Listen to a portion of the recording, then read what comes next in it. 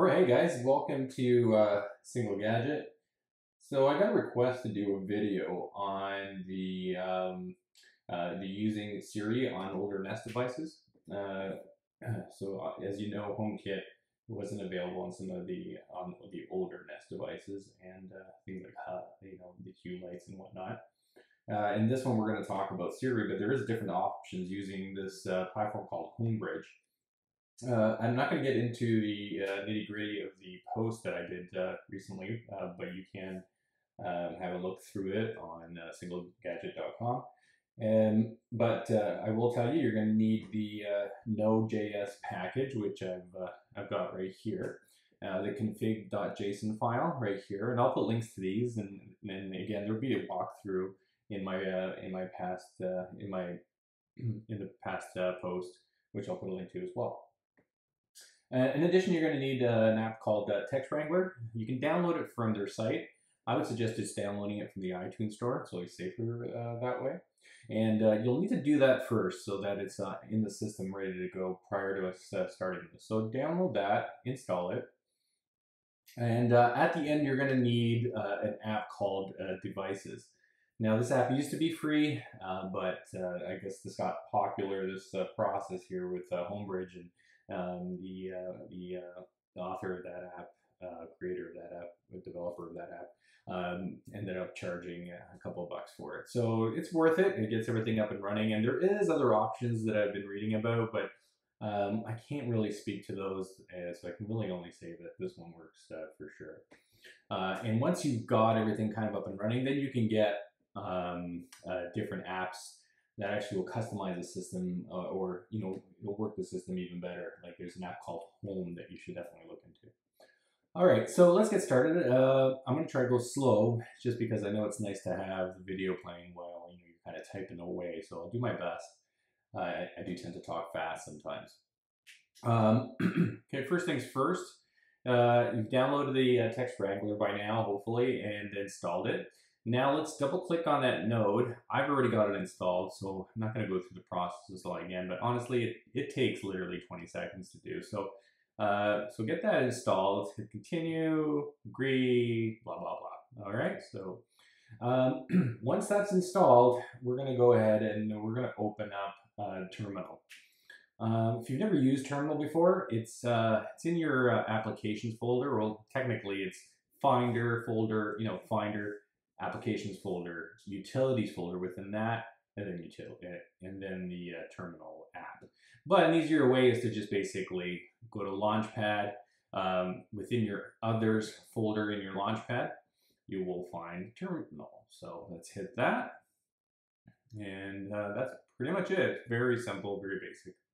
I've got the all the writing pre-done, make it life easier for myself.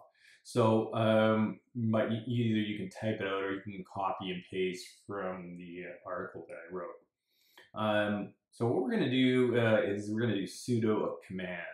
Sudo command, you're going to require your administrative password for this. If you're the only person, the only user on your computer, more than likely, it's going to be the administration password. But some people like to have an administrative user that they don't use for security purposes, and then have a user underneath that they use on a day-to-day. So you have to use your administrative password again. Okay, so type that in or copy and paste. We're going to hit enter. It's going to ask us and prompt us for the password. Type that in. Now, as you're typing, you're going to notice nothing's coming up on your screen. It's not an error. That's just how it's designed. So we're going to hit enter, and that's going to start to load the Homebridge platform that we're going to need. So we'll wait till that's done. Should only really take a few seconds as well. Well, that's the whole process in itself probably takes about 15 minutes to do from start to finish at a good pace.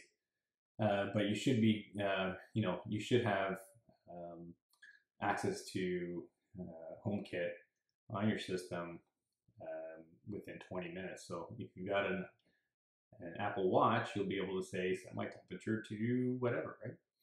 Okay, so that was that portion of it. It's done that, so you should have something kind of similar to that. Obviously, you won't have my computer, and if you do, that is weird. Okay, so I'm gonna copy and paste the other portion of the text.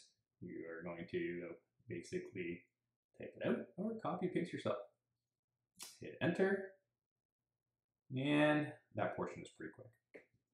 And now we're gonna hit Homebridge. We're gonna type, and I'm lazy, so I'm just gonna copy and paste. Homebridge, and that's that portion. So there's your PIN number, your HomeKit PIN number. So, you know, when you buy, for example, a plug, an iPlug that are HomeKit compatible, you know, on the back of the iPlug, you would see a sticker that has a PIN number on it, and that's how, you know, your phone HomeKit will connect up to it so that nobody's misusing it. You know, so for somebody to kind of, if you had a light that, you know, you didn't want people turning off and on all the time, like, you know, freak you out, they won't be able to do that unless they know what that pin is. So that's what this, so Homebridge has created this pin that now will be able to translate, you know, the data back and forth. You don't have to write this pin down. It never changes.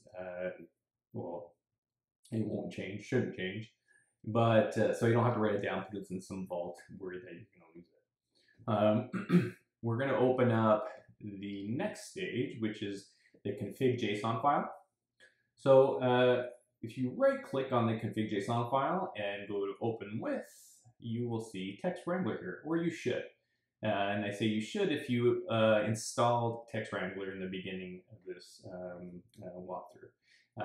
And to be honest with you, sometimes if you install something, it might still not show up in here unless you actually open the program first. So I should have mentioned that beforehand. So if you don't see it here, it's more than likely because of that. But you could always go to Other and then locate Text Wrangler from there, because you'll go into your applications and you can fly through it that way. I'm just going to go back and open it up this way. So open with Text Wrangler app. And this is when we get into the portion of kind of giving the commands in here for connecting with your Nest. So this config JSON file is going to talk to your Nest basically. So if you're looking at your config JSON file, you're noticing that it's a little bit different than mine. You won't have this username section up here. Homebridge, that number will be there. Nest will be there. You're going to see in here, you know, you're at email.com, and in here you're just going to see something like text that says password. So you want to put in here in the username section, where I'm highlighting right there, you want to put your Nest email address. And in here you want to put your Nest password that you created to connect up with your Nest when you first installed it. So basically this is going to give, this information is going to go into your Nest, and they'll be able to communicate together. You do want to put this username again in, so it's a line below bridge. And again, it's in the post, kind of maybe a little more easier of a walkthrough there, but don't forget things like, you know, the semicolon or the commas, things like that. So it should look exactly like this. Okay, so I'm going to close this up. I'll hit save. And we will close Text Wrangler. And now it's saved into your config JSON file. So now we got to go into the hidden folder that was created when we downloaded, or sorry, when all this information was kind of populating here on the internal screen. It was creating a hidden folder within your hard drive. So we're gonna press on anywhere on the desktop. So when I say on the desktop, I don't mean press on the you know, my notepad here, or terminal. As you can see up here, if I press on terminal, obviously it says terminal because it gives you the terminal bar at the top. So you press on the desktop, you'll get the Finder bar at the top. Go to the Go option and scroll down to where it says Go to Folder. Press on that, and you will get a screen that looks like that. Now, I already have the hidden folder kind of in here because I typed it out previously, but you will have something different in there. So just type over that, or you know, clear it and then type it. But it should look like that. Again, follow the post or the instructions in the post if you don't see it. we're going to hit go, and it's going to open up that hidden folder. The dot in front of the home is basically what's causing it to be hidden. So if you were to go to your applications or try to find this, you're more than likely not, or you're not going to find it. So what we're going to do the next step, not to go off topic, so the next step is to take that config.json file that we saved, and we're going to drag it into that hidden folder. And so now once that's done, we're going to go back up to your terminal. So let's move that over there for a little bit of space. Go back to terminal. And we're going to type in Homebridge. Now, you're going to get a bunch of information right off the bat, or you should, and it should populate with like the temperature nest. So it connects right away to your nest to tell you what the temperature is, humidity, heating, things of that nature. I'm not going to get anything. The reason being is that I have this already installed. So Nest is already connected to my Homebridge on a different computer. So I'm not going to get a response, in other words. What I have to remind you is that this process requires, it doesn't require, but to really do it properly, I bought myself just a small Mac Mini, not small, but a cheap Mac Mini rather, from Amazon. Just a used one, a couple of years old. And all that sucker does is just run Homebridge on it, and I've got one or two other little things kind of running off of it, like Plex is one of them. But that's all it does. It's because this terminal window has to stay open, or at least on all the time. You cannot close this program down, or else Homebridge closes down. So this has to stay on all the time. And so if this is if you're loading this on your kind of personal computer that you use all the time, it's not a really good use of resources. However, in saying that, don't run out and get yourself a Mac Mini to try this out. Run it on your personal computer first, and then kind of get rid of everything if you like it. Kind of remove everything and then reinstall it on a computer that you pick up. So again, this would populate a bunch of information underneath. It's not going to happen for me right now. Okay, so then let's move on to the next step and kind of the final stages, which is the app from iTunes. So I'm gonna load up my phone here. So go into the App Store on your phone, and you're going to do a search for this guy right here called Devices. So let me just unlock my phone here. So that guy right there, we're going to open him up, and it's called Devices, and this is the app that I was talking about. Again, I'm not clear how much it is right now, but I believe it was $2.99 when I last looked. You're not going to be presented with this. Again, I have it set up on my system. So, here's my front of house for Hue lights. So my Hue, I have an older Hue, and so that's all my stuff there. Basement lights. I've also got a garage door that I've connected to it. So you can see down there, a garage door. So it's actually not a HomeKit garage door, but again, there's a lot of options and tweaking that you can do with this Homebridge, which, I just don't have the time to go into all of them. But if you go to the links in my first post, you'll see where you can go to do all that stuff and kind of start to dive into that. What you will be presented with is, so I'm going to create, so disregard the home here at the top. Basically, you're going to be presented with create new home, right? You're going to press the create new home, and then in here, you're going to type home. I'm going to type in home 2, and to be honest with you, you can type in Tutti Frutti for all that matters, or HomeKit. It doesn't really make a difference. I've always typed in home, and it's always worked that way, so it's completely up to you what you want to do. The primary home slider there, you don't have to worry about it. It shouldn't show up when you're doing yours because you don't have any information in there. It basically thinks, oh, wait a minute, do you want to use this new HomeKit name as your primary? And I do not want to do that. So I'm just going to leave it off. But if it did come up for some reason, I would hit primary if I'm setting this up for the first time. So you're gonna name it whatever you'd like, preferably home. And then we're going to hit save. Then we're going to hit done. And then we're going to basically go to home again at the top. And then we're going to go to, so you're going to only have one option there, which is home. But in this case, again, I'm just going to use HomeKit. We're going to do done at the top here. And you'll be presented with this screen here. So you have no devices, add device, blah, blah, blah. You're going to hit add new devices in your for HomeKit. So you're going to press HomeKit. And then this is where HomeBridge, the icon for HomeBridge would pop up.